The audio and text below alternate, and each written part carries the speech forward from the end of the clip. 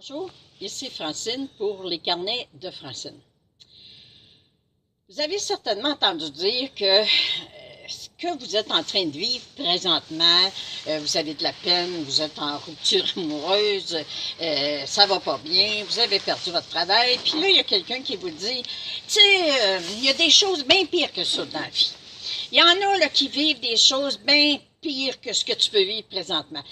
Tu as juste à ouvrir le journal, puis tu vas voir que ça va mal, ça, dans le monde, puis patati patata, puis moi, quand on me disait ça, des fois, quand j'osais me raconter, j'osais dire une peine que je vivais, puis qu'on me faisait cette remarque-là, je me disais, est-ce que le fait que quelqu'un, mettons, vient de perdre son mari, va faire que moi, j'ai moins de peine parce que je viens de perdre mon amoureux?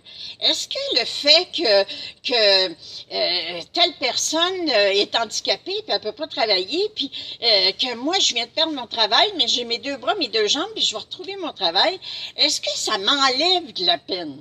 C'est sûr que ça ne m'enlève pas de la peine, mais il y a une manière de composer avec. Moi, je me souviens, ma mère, elle disait souvent, tu t'en souviendras pas le jour de tes noces. Tu t'en souviendras pas le jour de tes noces. En réalité, ce qu'elle voulait dire, c'est que le jour de mes noces, je vais être tellement heureuse que je vais avoir oublié tout ce que j'ai pu vivre qui me fait de la peine.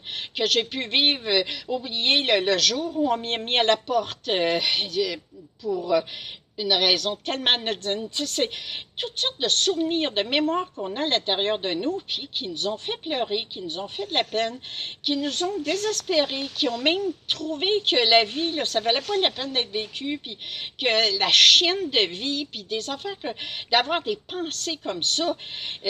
Oui, j'en ai eu, comme tout le monde. Oui, j'ai eu des hauts, j'ai eu des bas, mais un jour, quelqu'un me disait, avez-vous déjà pleuré, vous, Madame Bourbeau? Puis là, je lui disais, après 25 ans de mariage, quand j'ai décidé de partir, je suis pas partie en gambadant, puis en sautant de joie, puis tout ça, là. Non, j'ai eu cette peine-là.